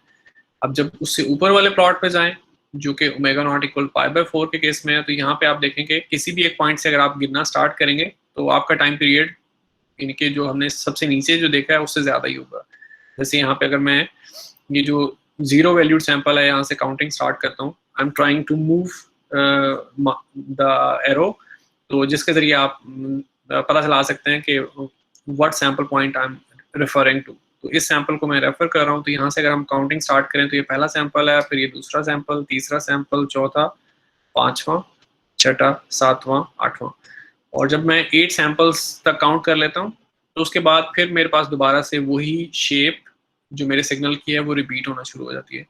तो यू कैन सी के जो सब फिगर है सी, उसमें जो टाइम पीरियड है आपके पास दैट इज 8 सैम्पल्स, और जो सब फिगर आपके पास डी है वहाँ पे टाइम पीरियड जो है capital n that is 2 samples. और इसी तरह से अगर आप सब फिगर बी जो है उसमें अगर आप टाइम पीरियड काउंट करेंगे तो without counting it I can tell you कि टाइम पीरियड यहाँ पे 16 सैम्पल्स है। और जो हमारे पास सब फिगर ए है जो सबसे टॉप पे है, तो जैसे हमने कहा कि दैट्स द लोएस्ट फ्रीक्वेंसी, 0 या 2 पाई पे लोएस्ट फ्रीक्वेंसी होती है डिस्क्रीट टाइम में, तो यहाँ पे कोई रेपिटेशन आपको नजर नहीं आ रही है। एक तो आप ये कह सकते हैं कि हर एक सैंपल के बाद रेपिटेशन हो रही है, दूसरा आप ये कह सकते हैं कि इसका टाइम पीरियड जो है वो इन्फिनिटी है, कि इन्फिनिट टाइम के बाद शायद जो है वो पैटर्न जो है वो चेंज हो या रिपीट होना स्टार्ट हो। तो in short discrete time complex exponential जो हैं उनके केस में 0 से पाए तक जब आप ओमेगा को या ओमेगा नॉट कई दफ़ा हम कह रहे होते हैं इसको आप चेंज करते हैं तो ऑसिलेशंस जो हैं वो बढ़ती हैं, और जब आप पाए से 2 पाए की तरफ जाते हैं तो ऑसिलेशंस जो हैं वो कम होना शुरू हो जाती हैं। तो ओमेगा इक्वल टू 0 और ओमेगा इक्वल टू 2 पाए, तो ये आपके पास लोएस्ट फ्रिक्वेंसीज हैं, और ओमेगा इक्वल टू पाए, तो पाए पे जो है वो आपके पास मैक्सिमम फ्रिक्वेंसी है, मैक्सिमम ऑसिलेशन है। तो शुरू में जैसे मैंने कहा कि 0 से 2 पाए तक आपकी जो फ्रिक्वेंसी है उसकी मीनिंगफुल रेंज है। अब चाहे आप उसको 0 से 2 पाए की रेंज कह लें, चाहे माइनस पाए से पाए कह लें, चाहे 7 to 9 पाए कह लें, चाहे 13 to 15 पाए कह लें, कोई सा भी 2 पाए का इंटरवल जो है वो आप लोगों ने लेना है, and that will be enough. ठीक है, उस इंटरवल से जैसे ही आप दाएं या बाएं जाएंगे फर्दर तो आपके पास रेपिटेशन आना स्टार्ट हो जाएगी। तो ये काफ़ी इंपॉर्टेंट चीज़ है, और मेरे ख्याल में मैं जितना भी इसको बार बार रिपीट कर रहा हूँ तो उसके बावजूद you will be able to appreciate it more जब आप इसको खुद अपने हाथ से, यानी कि आप कागज़ पे जब लिखेंगे तो then you will be able to appreciate it. Definitely उस टाइम आपके पास क्वेश्चंस भी आएंगे, and then you can kind of formalize your questions, कि थोड़ा सा ब्रेनस्टॉर्म आप जरूर करें, और उसके बाद you should ask the questions to me और द टीए। तो अब हम सिग्नल्स को फॉर द मोमेंट हम रिकैप करके आगे सिस्टम्स की तरफ जा रहे हैं। तो यानी कि कंक्लूड करने का मतलब ये नहीं कि सिग्नल्स की बात दोबारा नहीं होगी, वो होती रहेगी, लेकिन शायद हम उसको ऑफिशियली नेम नहीं करेंगे कि हम सिग्नल्स की बात कर रहे हैं, तो इम्प्लिसिटली बात होती रहेगी। तो सिस्टम्स की तरफ आ रहे हैं। सिस्टम्स डेफिनेटली हम डिस्क्रीट टाइम सिग्नल प्रोसेसिंग कर रहे हैं, तो डिस्क्रीट टाइम सिस्टम्स की बात होगी। तो सिस्टम के लिए जो मैथमेटिकल नोटेशन है वो यहाँ पे इक्वेशन 222 में उन्होंने एक्सप्लिसिटली लिखी हुई है कि y जो है that is the output of a system. System क्या है? It's just like a black box जिसके इनपुट पे आप जो है वो एक सिग्नल एंटर करते हैं, and then at the output you get a different signal. ठीक है, typically it's a different signal, it could be the same. ठीक है, तो यानी कि एक मिनिमल जो सिस्टम है, सबसे सिंपल सिस्टम, उसमें एक इनपुट होगी एक आउटपुट होगी, और जो ब्लैक बॉक्स है उसमें ऐसा कोई सर्किट होगा या ऐसा कोई एम्बेडेड कंप्यूटर होगा, यानी कोई माइक्रो प्रोसेसर होगा which will be doing some signal processing, जिसके बाद आपको आउटपुट मिल रही होगी। तो जो भी वो आप कह लें कि ब्लैक बॉक्स का जो ऑपरेशन है उसको यहाँ पे टेक्स्ट बुक में टी से रिप्रेजेंट कर रहे हैं कि you transform the signal x so that it becomes y. ठीक है, तो कोई ट्रांसफॉर्मेशन हो रही है। तो अब वो ट्रांसफॉर्मेशन बहुत तरह की हो सकती है। तो लेट्स टेक अ लुक। तो अब मैं यहाँ पे मैं स्लाइड कर रहा हूँ, तो यहाँ पे यानी कि कुछ सिंपल आप कह लें कि these are kind of toy systems. आप यूँ कह लें कि जो रियलिस्टिक सिस्टम्स हैं आजकल तो they are very very complicated, लेकिन ये जो टॉय सिस्टम्स हैं या एग्जाम्पल सिस्टम्स हैं we discuss them just to get a humble start, कि आप थोड़ा सा इजी सिस्टम्स से स्टार्ट करते हैं और then you make the things more complicated but in a controlled way. At this point in time मैं फिर दोबारा से आप लोगों को रिक्वेस्ट करूंगा कि अगर आप लोगों को आवाज़ नहीं आ रही हो, ठीक है, तो डू लेट मी नो। तो हमारे पास डिले सिस्टम है, तो इसमें फॉर द मोमेंट हमारे पास इसके अलावा कोई बात नहीं है कहने के लिए कि जो यहाँ पे ND लिखा हुआ है, तो जितने सैम्पल्स का डिले होगा तो output will be delayed by that much. यानी कि इस तरह का सिस्टम आप कैसे रियलाइज कर सकते हैं? यानी कम से कम भी एक ऐसा सिस्टम है जिसमें आप इनपुट पे एक सैंपल एंटर कर रहे हैं टाइम 0 पे, ठीक है, तो आउटपुट पे वही सैंपल आपको मिल रहा है विदाउट एनी चेंज, लेकिन may be after a bit of delay, ठीक है। अब यहाँ पे डिले जो है वो सैम्पल्स में आप काउंट कर रहे हैं, तो अगर मैं आपसे कहता हूँ कि मुझे एक ऐसा डिले सिस्टम बना के दें जिसका डिले 4 हो, तो दैट मीन्स कि 4 सैम्पल्स का डिले मैं आपको कह रहा हूँ।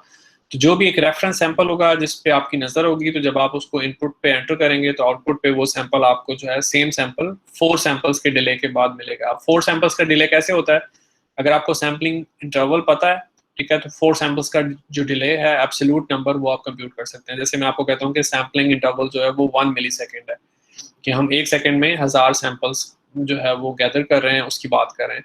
तो फिर अगर 1 मिली सेकेंड का सैम्पलिंग इंटरवल है, फिर मैं आपसे कहता हूँ कि 4 सैंपल्स के डिले के बाद मुझे सेम सैंपल आउटपुट पे मिल रहा है, तो व्हाट डज इट मीन कि 4 मिली सेकेंड का डिले आ रहा है इनपुट से आउटपुट पे, यानी कि जो ब्लैक बॉक्स है वो कुछ भी नहीं कर रहा है, वो इनपुट पे जो सैंपल्स हैं वो उनको अंदर मेमोरी में अपने पास रिटेन करता है कहीं पे, और जब आप उसको आउटपुट पे देखते हैं तो 4 मिली सेकेंड्स जो है वो इलैप्स हो चुके होते हैं। तो just to elaborate a bit, तो इसी तरह से अगला एक सिंपल सिस्टम हमारे पास जो है दैट इज मूविंग एवरेज।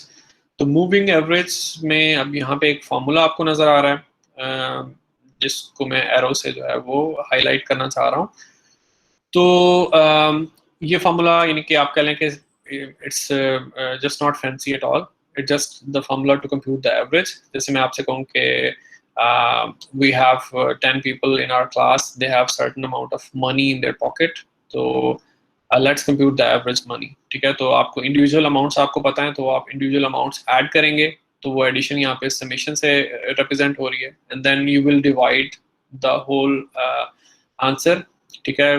किसी से डिवाइड करेंगे, जितने आपके पास नंबर्स थे, ठीक है। तो we are just computing average, लेकिन मूविंग एवरेज है, दैट मीन्स के किसी भी टाइम इंस्टेंट पे जब आपने आउटपुट कंप्यूट करनी है, तो उसके आसपास के जो टाइम इंस्टेंट्स हैं वहाँ पे आप इनपुट जो है वो रिटेन करेंगे। जैसे मैं आपको कह रहा हूँ कि टाइम इंस्टेंट जो है वो 0 पे मुझे आउटपुट कंप्यूट करनी है, तो मूविंग एवरेज का मतलब ये है कि 0 टाइम इंस्टेंट से पहले कुछ टाइम इंस्टेंट्स, यानी कि टाइम इंस्टेंट्स -1, -2, -3, -4, और 0 टाइम इंस्टेंट के बाद वाले कुछ टाइम इंस्टेंट्स, यानी कि 1, 2, 3, 4, 3, 4 या 5, 6 टाइम इंस्टेंट्स पे आप जो है वो इनपुट की जो वैल्यू है अगर आपको पता है, तो you will add all those values and you will compute the output sample for that particular time. तो फिर जब आप नेक्स्ट टाइम इंस्टेंट के लिए बात करेंगे, फिर नेक्स्ट टाइम इंस्टेंट के लिए बात करेंगे, तो यू विल सी के आउटपुट आपको जिस भी टाइम इंस्टेंट पे चाहिए, तो उसकी विसिनिटी में जो इनपुट के जो सैंपल्स हैं, ठीक है, तो वो आप रिटेन करेंगे। तो जिसकी वजह से हम इसको कहते हैं कि हम आउटपुट ले रहे हैं, हमारी आउटपुट हमेशा जो है it's the average of input samples, लेकिन जो इट्स अ मूविंग एवरेज, कि जैसे जैसे आप आउटपुट का नया सैंपल कंप्यूट करते हैं, तो कौन से सैंपल आपने इनपुट पे कंसीडर करने हैं फॉर समेशन, तो वो सैंपल्स जो हैं वो शिफ्ट होते रहते हैं टुवर्ड्स द राइट। तो एक विंडो है जो स्लाइड होके राइट की तरफ जा रही है। तो ऑफ कोर्स यानी कि if someone can animate it, तो इसकी बहुत अच्छी एनिमेशन बना सकते हैं। जैसे यहाँ पे ये 2 डॉटेड लाइंस आपको नजर आ रही हैं, तो ये आपके पास एक्चुअल विंडो है जिसमें जो सैंपल्स हैं उन पे आपने एवरेजिंग करनी है। तो ये जो डॉटेड लाइंस हैं, दोनों जो वर्टिकल डॉटेड लाइंस हैं, they keep moving to the rights, जिसका मतलब ये है कि आपके पास जो विंडो है वो स्लाइड कर रही है, मूव कर रही है, जिसकी वजह से हम इसको मूविंग एवरेज कहते हैं। तो अभी हम ये कुछ एग्जांपल टॉय सिस्टम्स को क्यों डिस्कस कर रहे हैं, क्योंकि इवेंचुअली जो है हम जो डिफरेंट सिस्टम्स की जो प्रॉपर्टीज हैं वो हम इन एग्जांपल सिस्टम्स पे इवेलुएट कर सकते हैं।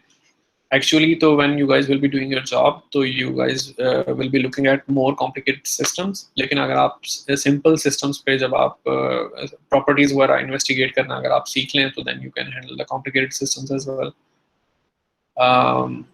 तो अब यहाँ पे हमें नज़र आ रहा है कि सिस्टम्स में बहुत सारी प्रॉपर्टीज़ हैं। एक प्रॉपर्टी कौन सी है, विच इज़ कॉल्ड मेमोरी।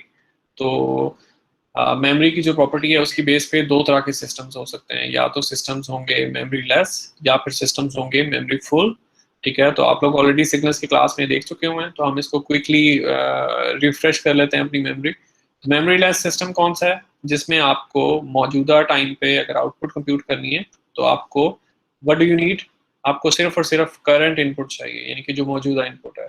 तो कोई प्रीवियस इनपुट नहीं चाहिए, कोई फ्यूचर इनपुट नहीं चाहिए। That kind of system is called memory less system. जैसे उन्होंने 2.25 इक्वेशन में यहाँ पे मेंशन किया हुआ है कि अगर आप एक स्क्वेयरिंग डिवाइस बना लेते हैं जो भी सिग्नल आप इनपुट पे एंटर करें, आउटपुट पे आपको वो सिग्नल या वेवफॉर्म जो है उसका स्क्वायर मिले, तो स्क्वेयरिंग जो सिग्नल है तो that is called memory less system, क्योंकि हर आउटपुट सैंपल को कंप्यूट करने के लिए आपको इनपुट का बस एक ही सैंपल चाहिए उसी टाइम पे, कोई और सैंपल्स नहीं चाहिए। तो once again some of you guys might be wondering कि हम क्यों इस तरह की डेफिनेशंस क्रिएट कर रहे हैं, why there is a need. You can understand कि अगर एक सिस्टम है उसमें मेमोरी हो या नहीं हो तो उसकी फिजिकल या प्रैक्टिकल इम्प्लीकेशंस क्या हो सकती हैं। वो यही है कि अगर एक सिस्टम में मेमोरी है तो मेमोरी लिटरली मीन्स कि आपके पास रैम या रोम आपके पास हो, और अगर एक सोफिस्टिकेटेड सिस्टम है तो उसमें अगर आपको थाउजेंड्स या may be millions of samples memory में चाहिए तो अ टाइम माइट कम कि you might not have enough space in your micro processor या जो आर्डुइनो है या कोई भी और चीज़ है। तो पॉइंट है कि when you know before hand कि सिस्टम इज मेमोरी लेस, तो of course you will not worry about the issues of memory on your micro processor या जो भी आप चिप यूज कर रहे हैं फॉर एम्बेडेड कंप्यूटिंग। तो या even though the definition is simple, लेकिन जो उसकी implications हैं वो काफ़ी आप कह लें कि सिग्निफिकेंट है।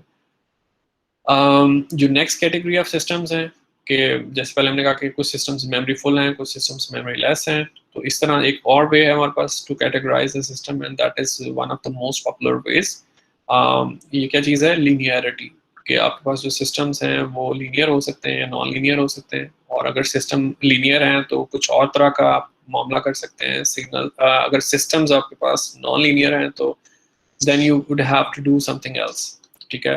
तो टिपिकली ये है कि जितनी भी अब तक मैथ लोग करते हैं और लोग करनी आती है, तो what people have figured out वो ये कि linear systems are kind of the easiest to deal with. Easiest इसलिए हम लोग कह रहे हैं कि उसको एनालिसिस करने के लिए जो टूल्स हैं वो डेवलप हो चुके हुए हैं। अब किस तरह के टूल्स हैं जिसके ज़रिए आप लीनियर सिस्टम्स को एनालाइज करते हैं? एक टूल तो वही है जिसको हम कॉन्वोल्यूशन कहते हैं, कि कॉन्वोल्यूशन के ज़रिए आप किसी भी लीनियर सिस्टम की इनपुट अगर आपको पता है, और एक और चीज़ है जिस पे हम आगे जाके बात करेंगे जिसको हम कहते हैं कि इम्पल्स रिस्पॉन्स आपको पता है, तो फिर आप जो है वो आउटपुट कंप्यूट कर सकते हैं। तो इम्पल्स रिस्पॉन्स भी आप सिग्नल्स में देख चुके हुए हैं, लेकिन हम फॉर्मली यहाँ पे इसको इंट्रोड्यूस करेंगे सून। तो पॉइंट है इसके लीनियर सिस्टम्स के लिए एनालिसिस की बहुत सारी टेक्निक्स मौजूद है। तो convolution is one such technique जो कि टाइम डोमेन में है। अगर फ्रिक्वेंसी डोमेन में आप देखना चाहें तो जो फोरियर एनालिसिस है कि आपकी इनपुट जो है उसकी फोरियर ट्रांसफॉर्म उसको आप मल्टीप्लाई करते हैं with Fourier transform of impulse response, तो फिर आपके पास आउटपुट की फोरियर ट्रांसफॉर्म आती है। तो once again keep in mind कि हमने इम्पल्स रिस्पॉन्स को डिफाइन नहीं किया है, तो इसको हम आगे जाके डिफाइन करेंगे। किसी भी सिस्टम के साथ एक इम्पल्स रिस्पॉन्स एफिलिएटेड होता है, विच जस्ट मीन्स के अगर आप इनपुट पे इम्पल्स अप्लाई करेंगे एज एन इनपुट सिग्नल, तो जो भी चीज़ आपको आउटपुट पे मिलेगी तो we call it impulse response. तो इस पे हम बाद में बात करेंगे। अभी हम सिर्फ ये कह रहे हैं कि लीनियर सिस्टम जो हैं उनके एनालिसिस के लिए बहुत सारे टूल्स अवेलेबल हैं, जिनमें से एक टूल जो है वो कन्वोल्यूशन है, दूसरा टूल कौन सा है? Fourier transform based analysis. तो अब जो नॉन लीनियर सिस्टम्स हैं उनमें आप कह लें कि जो एनालिसिस है उसके लिए डेफिनेटली कुछ टूल्स हैं, जैसे लैपनर टूल्स हैं जो कंट्रोल्स के एडवांस कोर्सेज में हम लोग पढ़ते हैं। लेकिन नॉन लीनियर सिस्टम्स के बारे में सब लोग एग्री करते हैं कि उनका एनालिसिस करना इट्स वेरी टफ और we can not generalize it, ठीक है। तो उसमें जेनेरिक जो बात करना वो बड़ा मुश्किल होता है, जिसकी वजह से whenever we find a non linear system, ठीक है, तो सबसे पहली अटेम्प्ट ये होती है कि वी ट्राई टू लीनियराइज इट। एक नॉन लीनियर सिस्टम को लीनियराइज कैसे करना है उसके लिए कुछ आप कह लें कि जैकोबियन और कुछ मेथड्स होते हैं जो कि आप एमएस कोर्सेज में जाके पढ़ सकते हैं। लेकिन अभी के लिए ये जो थोड़ा सा मैं आपको जो टीजर प्रोवाइड कर रहा हूँ वो सिर्फ इसलिए कि to keep you guys motivated कि जो भी डिस्कशन हो रही है तो उसकी हिस्ट्री क्या है और हिस्टोरिकली यानी कि लोगों ने सिस्टम्स को कैसे एनालाइज किया। तो लीनियर सिस्टम्स आप कह लें कि they are quite friendly to us, कि हमें उनको एनालाइज करना आता है, जिसकी वजह से हम लीनियर सिस्टम्स पे काफ़ी एम्फसाइज करते हैं। तो having said all of this, जो भी इनके इसकी मोटिवेशनल गॉसिप है उसके बाद, तो अब अगर हम डेफिनेशन पे हैं तो डेफिनेशन आपको यहाँ पे नज़र आ रही है इक्वेशन 2.26 में। तो एक्चुअली लीनियरिटी इटसेल्फ जो है आप कह लें कि it's a combination of two properties, दो प्रॉपर्टीज हैं वो मिलके जब सेटिस्फाई हों, दोनों सेटिस्फाई हों, तो फिर हम कहते हैं कि सिस्टम लीनियर है। तो एक जो प्रॉपर्टी है जो सबसे पहले वाली है तो उसको हम एडिटिविटी कहते हैं, और जो दूसरी प्रॉपर्टी है उसको हम होमोजेनिटी कहते हैं, या कई दफ़ा हम उसको स्केलिंग भी कहते हैं। तो वंस अगेन अगर हम लफ्ज़ों में बात करें तो it's not difficult to understand. अल्फाज में सिंपली ये है कि अगर आपके पास एक सिस्टम है, आपने यानी कि मैं आपको एक सर्किट दे देता हूँ, एक कोई भी ब्लैक बॉक्स दे देता हूँ कि आप टेस्टिंग करें और मुझे बताएं कि लीनियर है कि नहीं, तो जो आपका एक्सपेरिमेंटल सेटअप होगा वो यही होगा कि आप दो टेस्ट इनपुट्स लें, x1 और x2, ठीक है, और आप x1 और x2 को ऐड करें और यू अप्लाई द सम। जो दोनों इनपुट्स को ऐड करने के बाद जो सम सिग्नल है वो आप इनपुट पे अप्लाई करें, और जो आउटपुट है वो रिकॉर्ड करें, ठीक है।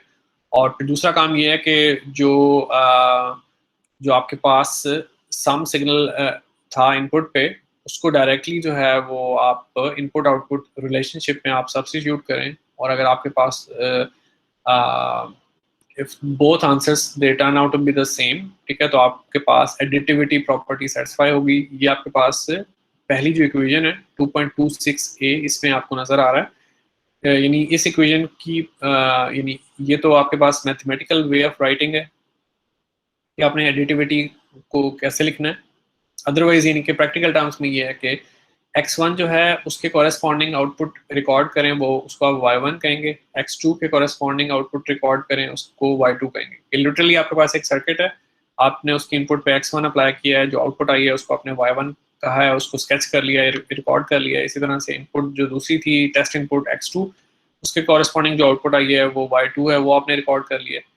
फिर क्या है कि जब आपने x1 और x2 को ऐड करके, अगर आप उसको x3 कह रहे हैं फॉर एग्जांपल, आपने x3 सिग्नल अप्लाई किया है उसी सेम सिस्टम को, जो आपके पास वेव फॉर्म आई है आप उसको रिकॉर्ड करें, और वो वेव फॉर्म किसके इक्वल होनी चाहिए, जो इंडिविजुअल आउटपुट्स आपने रिकॉर्ड की थी y1 और y2, उनको ऐड करने से जो आपके पास चीज़ आ रही है, दैट थिंग। तो लेट मी सी कि अगर हम इसको फर्दर किसी तरह से पैराफ्रेज कर सकते हो इसी डेफिनेशन को, क्योंकि डेफिनेशन इंपॉर्टेंट है, तो इट्स वेरी वेरी इंपॉर्टेंट। यानी कि डीएसपी क्लास में बहुत सारे टॉपिक्स आएंगे ड्यूरिंग द 30 लेक्चर्स, लेकिन उनमें से कुछ चीज़ें आप कह लें कि कम अहम है, कुछ ज़्यादा। तो ये जो लिनियरिटी का जो मामला है दैट इज़ वेरी इंपॉर्टेंट, तो यहाँ पे you guys need to pay attention. और अगर आपके पास कोई एम्बिग्विटी है, if you guys are not able to understand, तो definitely you should ask me। तो इंडिविजुअल इनपुट्स, टेस्ट इनपुट्स लें आप दो, उनके कॉरेस्पॉन्डिंग आउटपुट्स जो हैं वो आप रिकॉर्ड कर लें, ठीक है। फिर जो इंडिविजुअल टेस्ट इनपुट्स थी उनको ऐड करके अप्लाई करें सिस्टम पे, और जो आउटपुट है उसको नोट करें, और पहले से जो इंडिविजुअल इनपुट्स के कॉरेस्पॉन्डिंग जो आउटपुट्स आई हुई थी उनको ऐड करें, तो दोनों चीज़ें जो है वो आपके पास इक्वल होनी चाहिए। ये सम सिग्नल अप्लाई किया है उसकी वजह से जो आउटपुट, और जो इंडिविजुअल इनपुट्स की वजह से जो आउटपुट्स थी उनकी जो एडिशन है या उनका जो सम है, they should be the same, ठीक है। तो ये हमारे पास एडिटिविटी प्रॉपर्टी है। दूसरी प्रॉपर्टी जो है हमारे पास that is homogeneity. Homogeneity is relatively simple to understand. वो सिंपली यही है कि अगर आप अपने इनपुट सिग्नल को स्केल करते हैं तो आपका जो आउटपुट सिग्नल है वो भी स्केल होना चाहिए बाय द सेम अमाउंट। तो इट्स लाइक के आपके पास एक, जैसे आप ऑसिलोस्कोप वगैरह यूज कर रहे होते हैं या स्पेक्ट्रम एनालाइजर, तो अगर आपके पास एक नॉब है जिसके जरिए आप सिग्नल का पीक टू पीक एम्पलीट्यूड जो है वो कम ज्यादा कर रहे होते हैं, नॉब को दाएं बाएं जो है वो आप घुमाते हैं, ठीक है। तो अब ये जो होमोजेनिटी प्रॉपर्टी है, इट सेज के there is only one knob, कि जब आप इनपुट को स्केल कर रहे होते हैं, इनके उसको अटेनुएट कर रहे होते हैं, एम्पलीफाई कर रहे होते हैं, तो जो आउटपुट है इट गेट्स अटेनुएटेड और it gets amplified by the same amount, ठीक है।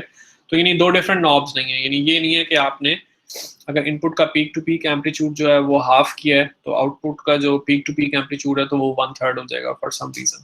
तो दो नॉब्स नहीं है बल्कि एक नॉब है।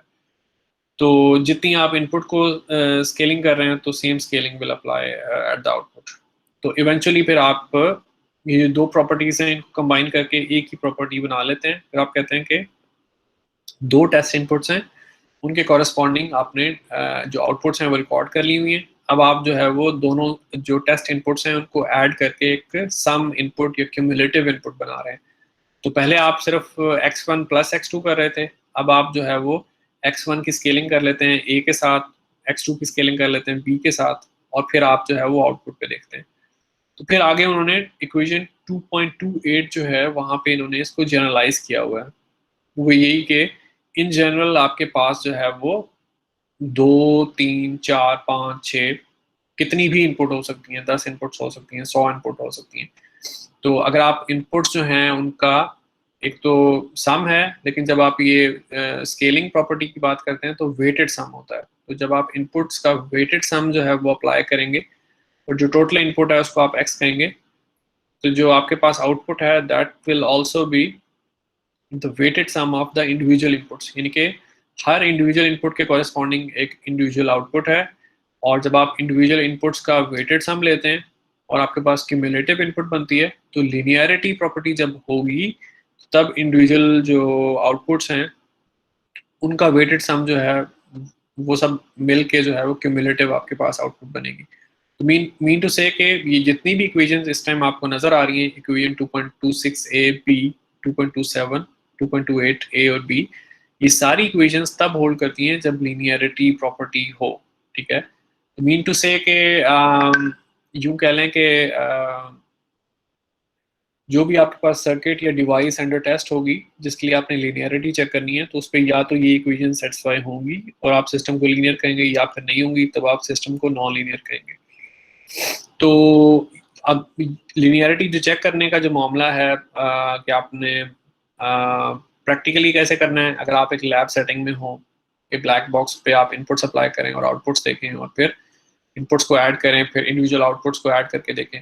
और ये तो एक मामला है कि लैब सेटिंग में आपने लीनियरिटी कैसे चेक करनी है। दूसरा मामला ये है कि आपने क्लासरूम सेटिंग में या यूं कह लें कि डीएसपी के कॉन्टेक्स्ट में, ये जो कोर्स हम पढ़ रहे हैं तो इसके कॉन्टेक्स्ट में आपने लीनियरिटी कैसे चेक करनी है।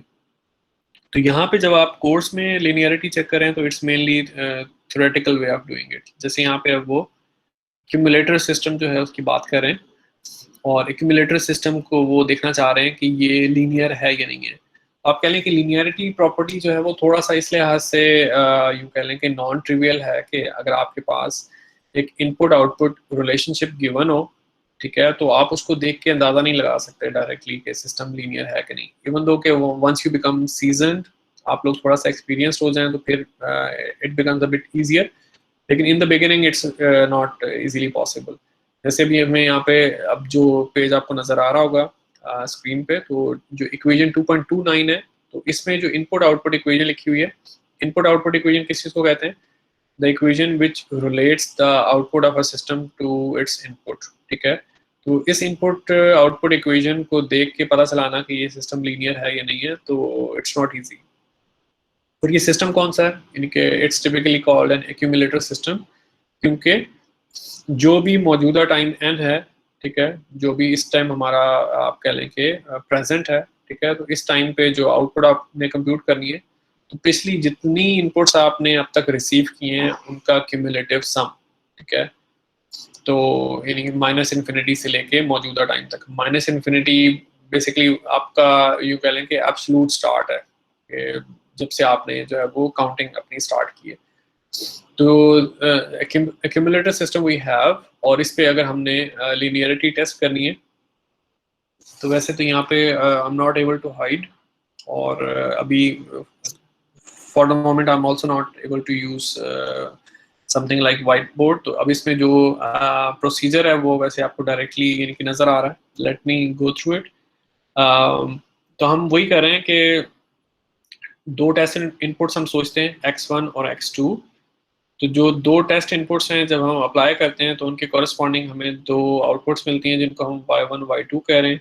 तो जो हमारा ऊपर इनपुट आउटपुट रिलेशनशिप है तो वो हमने अपडेट कर दिया है according to the test inputs, कि पहली टेस्ट इनपुट के कॉरेस्पॉन्डिंग ये टेस्ट आउटपुट है और x2 के कॉरेस्पॉन्डिंग जो हमारे पास आउटपुट है दैट इज y2। फिर नेक्स्ट स्टेप क्या है? यानी इंडिविजुअल इनपुट्स के कॉरेस्पॉन्डिंग आपने इंडिविजुअल आउटपुट्स जो हैं वो रिकॉर्ड कर लिए। रिकॉर्ड करने का यहाँ पे मतलब ये है कि आपने जो इनपुट आउटपुट इक्वेशन है वो दोबारा से लिख ली है बट विद न्यू नोटेशंस। फिर अब आपके पास जो क्रूशियल स्टेप है वो आएगा कि आप कह रहे हैं कि आप अब इनपुट्स का वेटेड सम अप्लाई करें, जो कि यहाँ पे है, जहाँ पे मैं एरो को जो है वो मूव कर रहा हूँ कि x1 और x2 को आप ऐड करते हैं और उनकी स्केलिंग करते हैं विद a और b। तो जो आपके पास नेट इनपुट आती है, ये सम इनपुट सिग्नल है, उसको आप x3 कहते हैं, ठीक है। और हमारी रिक्वायरमेंट ये है कि जब आपने इनपुट्स का वेटेड सम लिया, आपके पास x3 आया, तो इसी तरह से आप आउटपुट्स जो हैं उनका वेटेड सम लें और उसको आप y3 कह रहे हैं, तो वो किस चीज़ के इक्वल आना चाहिए, जब आप सम इनपुट अप्लाई करें तो जो भी आपके पास आउटपुट आए। तो वो अब यहाँ पे जहाँ पे इस टाइम मैं अपना एरो मूव कर रहा हूँ, तो यहाँ पे आपको नजर आ रहा होगा कि आपने इनपुट आउटपुट इक्वेशन को दोबारा से लिखा है, बट विद न्यू नोटेशन कि आप कह रहे हैं कि हम x3 इनपुट अप्लाई कर रहे हैं, तो ऑफ कोर्स उसके कॉरस्पॉन्डिंग जो आउटपुट है वो y3 होनी चाहिए। फिर आप कहते हैं कि x3 इटसेल्फ है क्या, फिर x3 क्या है, x3 is the weighted sum of x1 and x2, फिर आप ax1 प्लस bx2 लिख देते हैं, और फिर आपके पास एक समेशन के बजाय दो समेशंस बन जाती हैं, ठीक है। और इवेंचुअली यू कैन सी के जो आपने पहले इनपुट आउटपुट इक्वेशंस लिखी थी फॉर x1 एंड x2, आपको पता चलता है कि पहली जो समेशन है दैट गिव्स अस y1, और जो दूसरी समेशन है दैट गिव्स अस y2। तो इस केस में हमें ये पता चल रहा है कि सिस्टम इज लीनियर। क्यों है? क्योंकि इंडिविजुअल इनपुट्स के कॉरस्पॉन्डिंग आउटपुट्स हमने रिकॉर्ड किए, फिर इनपुट्स का वेटेड जब सम लिया है आपने और आउटपुट देखिए, तो output turned out to be the weighted sum of individual inputs, ठीक है। तो one needs to be very careful in iterating the definition of linearity. जैसे मैं कह रहा हूँ, तो I also need to question exercise, आप लोगों को भी केयर करनी पड़ेगी कि इंडिविजुअल इनपुट्स के कॉरस्पॉन्डिंग इंडिविजुअल आउटपुट्स आप रिकॉर्ड करें, और फिर इंडिविजुअल इनपुट्स का वेटेड सम लें, और फिर देखें कि जो वेटेड जो इनपुट है या जो नेट इनपुट है उसकी वजह से जो आउटपुट आ रही है, that should also be the weighted sum of individual outputs. तो जब ये मामला होगा तो सिस्टम लीनियर होगा। तो अभी हमने ये एग्जांपल डिस्कस किया जिसमें आपका जो सिस्टम है वो लीनियर है। ऑफ कोर्स यानी कि जब हमने आप कह लें कि once we if we want to become fluent in signal processing और सिग्नल्स एंड सिस्टम्स, ठीक है, तो हमें वो सारी एग्जांपल्स भी देखनी चाहिए जो कि काउंटर एग्जांपल्स हों, यानी कि कैसे पता चलेगा कि सिस्टम लीनियर नहीं है बल्कि नॉन लीनियर है, या सिस्टम जो कि मेमोरी फुल नहीं है, मेमोरी लेस है, या आगे हमने मजीद डेफिनेशंस देखनी है सिस्टम्स की। टाइम इनवेरियंस के कौन सा सिस्टम टाइम इनवेरिएंट है, कौन सा नहीं है, कौन सा सिस्टम कॉजल है, कौन सा सिस्टम नहीं है, कौन सा सिस्टम स्टेबल है, कौन सा सिस्टम अनस्टेबल है। तो we need to practise a lot in order to gain some confidence in these definitions. तो आज के लिए I'm going to end here. Even though we lost some time because of the problem with my computer, लेकिन I will not go over time. तो अभी हम एक आध मिनट जो है वो फिर दोबारा से स्पेयर कर लेते हैं. If you guys have any questions regarding to what has been covered today, तो I'm available to answer it.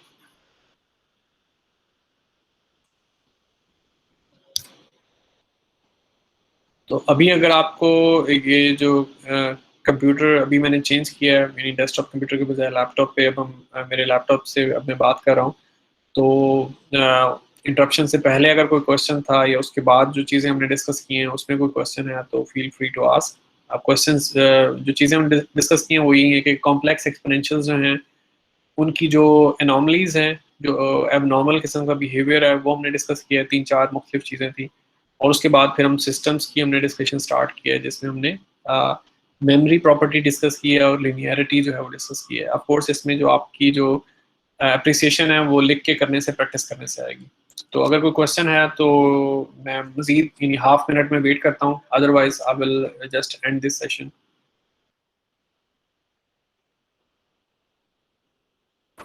Sir जो हमने कंडीशन करी थी कि omega n equals to 2 pi k, इसके अंदर टू इन ऑर्डर कि ये कंडीशन मीट हो n और k दोनों इंटीजर्स होने चाहिए फिर ही ये होगी, और पाई नहीं होना चाहिए बीच में. यानी हमारे पास जो कंडीशन है, हाँ ट्रू, कि omega capital N equals pi k, और पाई जो है it should somehow get cancelled, क्योंकि अदरवाइज जो है फिर आपके पास जो कैपिटल N है it will be in terms of pi, तो कैपिटल N जो है it will become an irrational number जबकि हमें कैपिटल एन जो है वो इंटीजर चाहिए, क्योंकि कैपिटल एन के यूनिट्स जो हैं वो सैम्पल्स हैं। हम कह रहे हैं कि किसी भी डिस्क्रीट टाइम सिग्नल का जो टाइम पीरियड है वो 4 सैम्पल्स हो सकता है, 8 सैम्पल्स हो सकता है, 12 सैम्पल्स हो सकता है। तो ये हम नहीं समझ सकते कि 13.4 सैम्पल्स हो सकता है या ऐसा कुछ, यानी कि इवन रैशनल नंबर भी हम अलाउ नहीं कर रहे, तो पाई की वजह से तो इवन इट बिकम्स रैशनल। तो ये चीज़ है। सर तो हम के को भी यानी कि इंटीजर ही रखेंगे, हम के को नहीं कर सकते समथिंग ओवर पाई ताकि पाई नहीं, लेकिन वो आप देखें ना, we might want to do that, लेकिन इट्स नॉट पॉसिबल, क्योंकि आपने पीरियोडिसिटी की डेफिनेशन लिखी कि x of small n plus capital N should equal x of n, कि एक्स ऑफ एन में कैपिटल एन की शिफ्ट है तो आपको एक्स ऑफ एन वापस मिले। पीरियोडिसिटी यही है कि एक खास ड्यूरेशन के बाद रेपिटेशन स्टार्ट हो जाए। तो उसमें वो ये चीज़ जो है, हाउ टू मेक श्योर कि x of small n plus capital N x of n के इक्वल हो, जिसकी वजह से हमने कहा था कि ये जो स्मॉल ओमेगा एन है it should be a multiple of 2 pi, integer multiple of 2 पाई, क्योंकि अगर वो 2 पाई का इंटीजर मल्टीपल नहीं होगा तो फिर पीरियोडिसिटी की डेफिनेशन ही होल्ड नहीं करती है। तो इंटीजर मल्टीपल होना चाहिए, जिसकी वजह से के इंटीजर है और फिर आप के को बिल्कुल चेंज कर सकते हैं। Thank you sir. Chale, if there is no further question, so we'll end here. And I just see a comment from someone, Muhammad Suhaib Shahid. He says okay, it's enough for today. Actually, it's a bit offensive. You shouldn't have said that. Instructor is the best person to decide when to conclude. If you feel कि मतलब आपने ज़्यादा सुन लिया या सीख लिया, तो you can just leave for yourself. तो क्लासरूम का इन्वायरमेंट है, चाहे हम इन पर्सन मौजूद हों चाहे हम गूगल क्लासरूम पे हों, तो we should try to make it decent. Okay, तो I shouldn't see any such comments next time. ठीक है, will assemble again next Tuesday same time. अल्लाह हाफिज़।